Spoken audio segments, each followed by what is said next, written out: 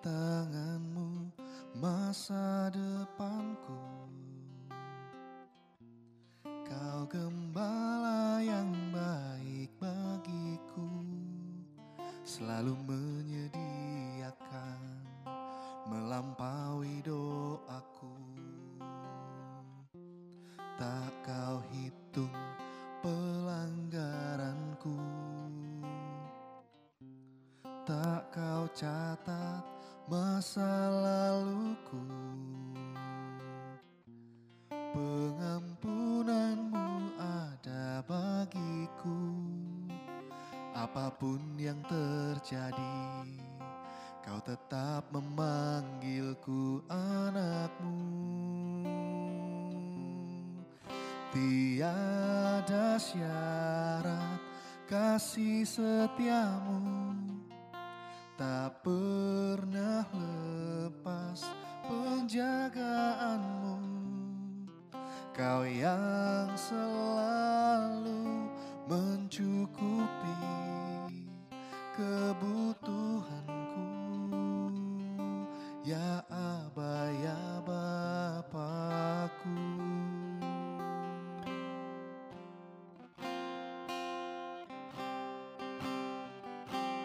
Engkau Bapa yang Maha Tahu, di tanganmu masa depanku. Kau gembala yang baik bagiku, selalu menyediakan melampaui doaku. Tak kau hitung pelanggaranku, tak kau catat masa laluku. Pengampunanmu ada bagiku, apapun yang terjadi, kau tetap memanggilku anakmu. Tiada syarat kasih setiamu, tak pernah lepas penjagaanmu. Kau yang selalu mencukupi kebutuhanku, ya Aba, ya Bapa.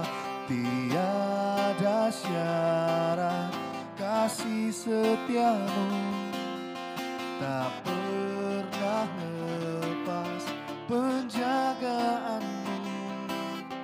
Kau yang selalu mencukupi kebutuhanku, ya Aba, ya Bapakku.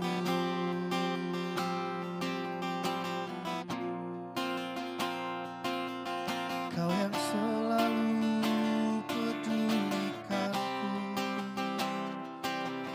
kau yang selalu menjagaku besertaku. Hanya Engkau Tuhan, hanya Engkau Bapa yang baik, hanya Engkau Yesus Tuhan.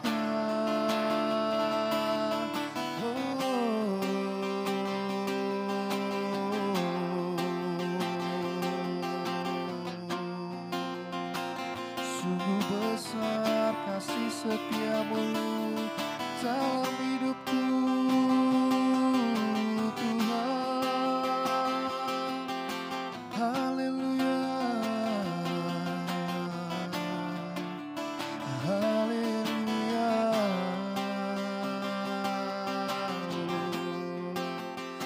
Hanya Engkau, hanya Engkau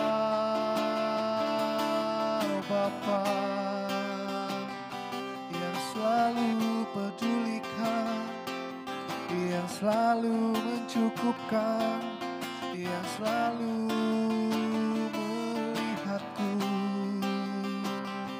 yang selalu bersamaku di setiap keadaan. Kau selalu ada, Yesus, Yesus. Terima kasih untuk kasih-Mu. Tiada syarat kasih setiamu, tak pernah lepas penjagaanmu. Kau yang selalu mencukupi kebutuhanku, ya Aba, ya Bapakku.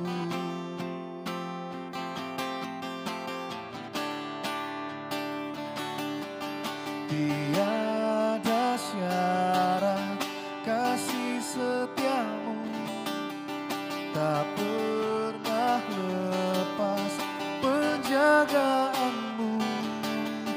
Kau yang selalu mencukupi kebutuhanku, ya Aba, ya Bapakku.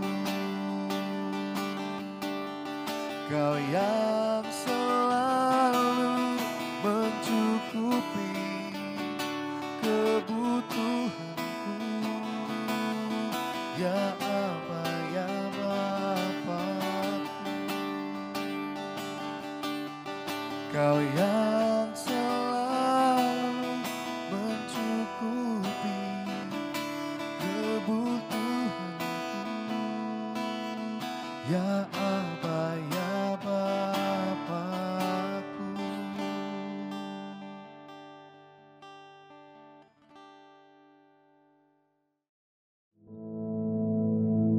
Our Father, which art in heaven, hallowed be thy name. Thy kingdom come, thy will be done in earth as it is in heaven.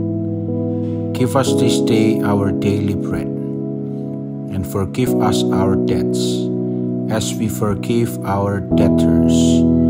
And lead us not into temptation, but deliver us from evil. For thine is the kingdom, and the power, and the glory, forever. Amen.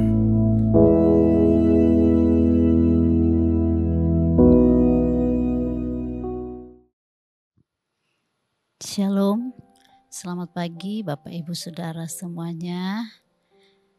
Kiranya berkat Tuhan atas kita hari ini. Baik Bapak Ibu Saudara, saya akan bacakan ayat firman Tuhan dari Efesus 5 ayat 15 sampai 20. Efesus 5 ayat 15 sampai 20. Karena itu, perhatikanlah dengan seksama bagaimana kamu hidup. Janganlah seperti orang bebal, tetapi seperti orang arif. Dan pergunakanlah waktu yang ada, karena hari-hari ini adalah jahat. Sebab itu janganlah kamu bodoh, tetapi usahakanlah supaya kamu mengerti kehendak Tuhan.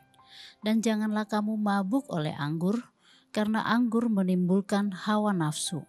Tetapi hendaklah kamu penuh dengan roh, dan berkata-katalah seorang kepada yang lain dalam mazmur, kidung puji-pujian dan nyanyian rohani.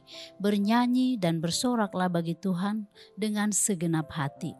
Ucaplah syukur senantiasa atas segala sesuatu dalam nama Tuhan kita, Yesus Kristus, kepada Allah dan Bapa kita. Amin. Ya, Bapak Ibu Saudara, saya beri judul firman Tuhan pagi ini, penuh dengan roh. Saudara, penuh dengan Roh Kudus seharusnya menjadi kerinduan setiap orang percaya. Kenapa? Karena pada banyak situasi kita sangat butuh pimpinan Tuhan. Dengan pimpinan Roh Kudus, maka kita akan mampu Ada kalanya kita menghadapi sesuatu di luar prediksi kita, atau sewaktu-waktu kita membutuhkan keputusan yang sangat mendesak dan harus segera, di mana kita tidak siap secara pikiran. Nah, dalam situasi ini kita butuh pimpinan Roh Kudus. Tuhan Yesus berkata bahwa Roh Kudus adalah penolong bagi setiap umatnya. Itu perlunya kita senantiasa penuh dengan Roh Kudus. Dari ayat-ayat yang sudah kita baca, kita bisa belajar dari ayat 15 sampai dengan ayat yang ke-20 dari Efesus tadi, bahwa yang pertama dikatakan pada ayat yang ke-15, dibutuhkan hikmat untuk kita memilih jalan hidup kita. Dikatakan perhatikanlah dengan seksama bagaimana kamu hidup.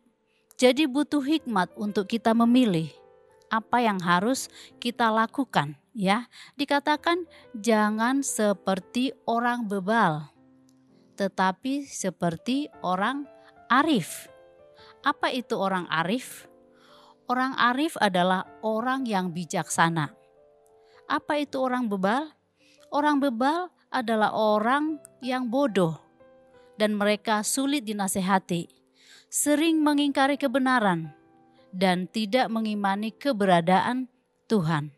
Nah, firman Tuhan katakan jadilah seperti orang arif, ya, bukan seperti orang bodoh. Jadi perhatikan dengan seksama, perhatikan baik-baik bagaimana kita memilih setiap langkah hidup kita, supaya kita memilih dengan tepat, memilih dengan baik, memilih dengan benar sebagaimana pilihan orang yang bijaksana.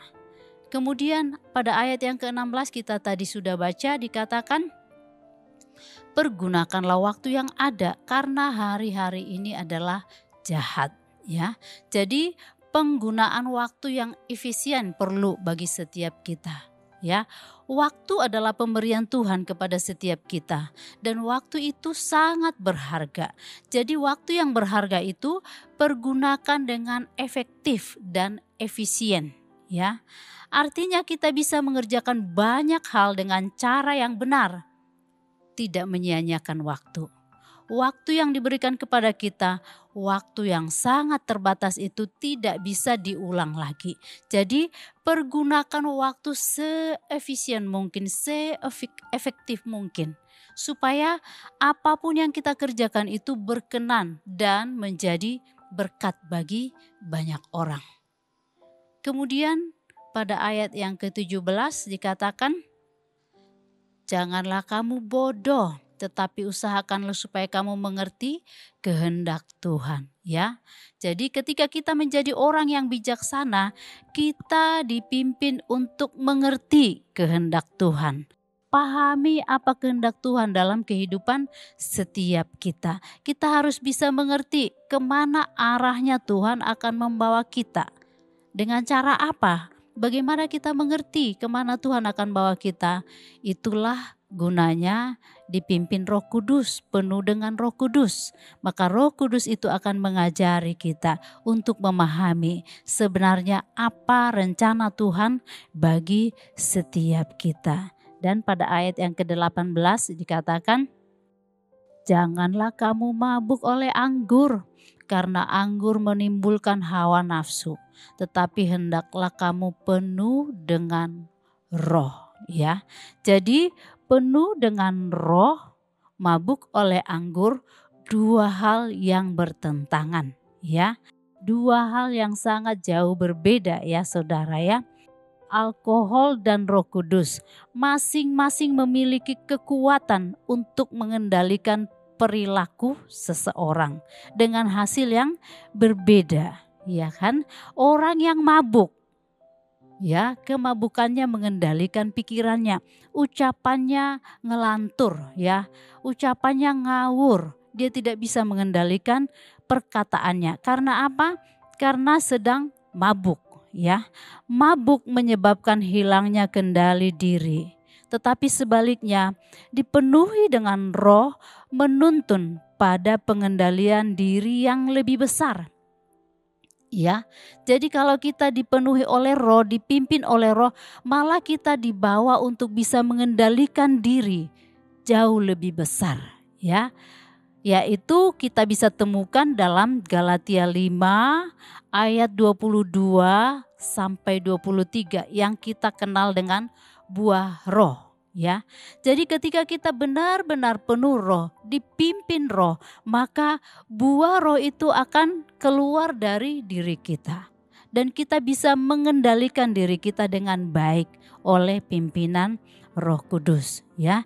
Jadi dipimpin oleh Roh, penuh dengan Roh, berjalan dalam rencana Tuhan, itu adalah hal-hal yang akan menolong kita untuk terus berjalan naik dalam iman percaya kita kepada Tuhan.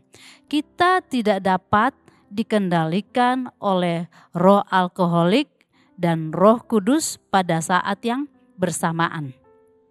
Ya, jadi hal ini tidak dapat berjalan bersama-sama, ya.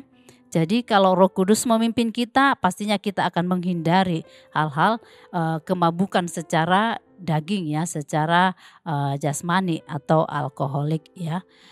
Ketika kita memilih untuk mengonsumsi zat-zat yang dapat mengubah pikiran, kita secara efektif memilih menyerahkan diri pada kendali sesuatu selain Roh Kudus, ya. Apapun yang mengendalikan pikiran, kemauan, dan emosi kita adalah Tuhan yang palsu, ya. Jadi kalau orang percaya masih mau menyerahkan diri untuk hidup dalam kemabukan, ya, keterikatan dengan hal-hal yang bukan dari Tuhan, maka dia sedang menyerahkan dirinya untuk dikendalikan, ya, saudara, ya. Tetapi saya percaya Bapak Ibu Saudara kita semuanya, kita tidak mau hal itu terjadi. Kita mau memberikan hidup kita, hati kita, pikiran kita untuk dipimpin oleh Roh Kudus, untuk dipenuhi oleh Roh Kudus, ya. Hidup kita umpamakan seperti bejana. Kita bawa kepada Tuhan dan kita minta diisi penuh dengan Roh Kudus, penuh dengan Roh Kudus, ya. Kalau kita ingat ada satu ayat firman Tuhan berkata dalam 1 Korintus 10 ayat 14. 1 Korintus 10 ayat 14. Karena itu saudara-saudaraku yang kekasih, jauhilah penyembahan berhala. Apa hubungannya dengan penyembahan berhala, saudara? Sesuatu yang mengikat kita, mempengaruhi kita, menarik bagi kita dalam waktu yang mungkin panjang, ya saudara, itu sama dengan berhala. Di luar Tuhan, kalau kita mau menyerahkan hati kita, diri kita, maka itu adalah berhala. Jadi saudaraku, kita tidak mau hal itu terjadi, ya. Jadi kita harus tetap percaya bahwa Roh Kuduslah yang memenuhi kehidupan kita. Saudara, mabuk adalah dosa. Yesus berkata, tak seorang pun dapat mengabdi kepada dua tuan. Ya, jadi kemabukan itu adalah dosa, ya saudara. Jadi kalau kita mengabdi kepada kemabukan, kita bilang saya penuh roh. Nah, itu tidak benar, saudara, ya. Itu tidak bisa berjalan bersama-sama. Karena di dalam Matius 6 ayat 24 bagian A, Matius 6 ayat 24 dikatakan, tak seorang pun dapat mengabdi kepada dua tuan. Saya baca saja semuanya, karena jika demikian ia akan membenci yang seorang dan mengasihi yang lain, atau ia akan setia kepada yang seorang dan tidak mengindahkan yang lain. Kamu tidak dapat mengabdi kepada Allah dan kepada Mamon. Ya, saudara, ya. Jadi kita tidak bisa mengabdi kepada dua tuan sekaligus. Artinya kalau kita katakan kita orang yang percaya kepada Tuhan Yesus, maka kita hanya akan mengabdi kepada Tuhan Yesus saja. Ya, kita hanya mengabdi kepada Tuhan yang adalah Raja di atas segala raja. Tuhan yang memberi kita hidup, Tuhan yang memimpin kita, Tuhan yang memenuhi hidup kita setiap hari. Ya, jadi kita harus jauhi segala bentuk kemabukan, segala bentuk ikatan yang mengarahkan kita kepada jalan yang bukan dari Tuhan. Tetapi kita mau terus minta supaya Tuhan memenuhi hidup kita setiap hari, mulai dari pagi, siang sampai sore, kembali malam, kita beristirahat. Kita mau dipenuhi oleh roh yang dari Tuhan saja. Ya, meskipun kita melakukan banyak kegiatan aktivitas sepanjang hari dan kita juga bertemu dengan banyak orang, tetapi kita harus tetap pegang firman Tuhan dan kita tetap percaya ada Yesus yang menyertai kita, di mana kita harus menjaga hidup kita dengan baik sesuai dengan kebenaran firman Tuhan. Ya, jadi penuh dengan roh setiap waktu, ya, itu kehidupan orang percaya. Kemudian di dalam ayat-ayat selanjutnya dikatakan, berkata-katalah seorang kepada yang lain dalam mazmur, kidung puji-pujian dan nyanyian rohani. Bernyanyi dan bersoraklah bagi Tuhan dengan segenap hati. Mengucap syukurlah. Nah, saudara, orang percaya selalu didorong untuk mengucap syukur senantiasa. Karena ucapan syukur kita, puji-pujian kita berkenan di hadapan Tuhan. Ya, setiap kali kita melakukan sesuatu, ucapkan syukur. Setiap kali kita mendapatkan yang baik, kita mengucap syukur. Setiap kali kita memulai sesuatu yang baru, kita mengucap syukur.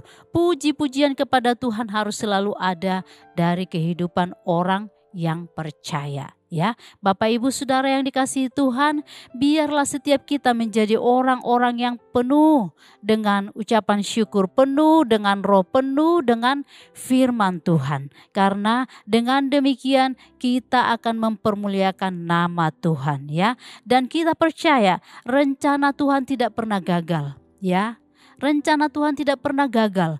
Apapun yang Tuhan sudah rencanakan dalam kehidupan kita semuanya, saudara-saudara semuanya, percaya bahwa Tuhan sedang memimpin saudara, membawa saudara pada setiap rencana yang Tuhan sudah tetapkan. Sebab itu, dalam setiap hari-hari saudara, untuk pagi hari ini, segenap pekerjaan saudara, apapun yang saudara rencanakan, masa depan saudara, pendidikan atau apa saja, serahkan semuanya kepada Tuhan, seraya terus berjalan bersama Tuhan, penuh dengan roh. Amin. Itu saja firman Tuhan pagi hari ini. Mari kita akan berdoa, Bapak Ibu Saudara. Kami mengucap syukur Tuhan Yesus buat kebaikan-Mu dalam hidup kami. Ini hati kami, pikiran kami, biarlah Tuhan penuhi selalu dengan Roh-Mu yang kudus, sehingga dalam perjalanan hidup kami sungguh-sungguh nama Tuhan dipermuliakan. Beri kami hikmat, berikan kami kemampuan untuk melakukan yang terbaik. Dengan waktu yang Tuhan berikan, kami boleh mempermuliakan nama Tuhan. Terima kasih buat hari ini, kami serahkan pekerjaan kami sepanjang hari ini dan langkah-langkah kami ke dalam tangan Tuhan. Berkat dari surga turun atas kami sekalian. Di dalam nama Tuhan Yesus Kristus. Haleluya. Amin.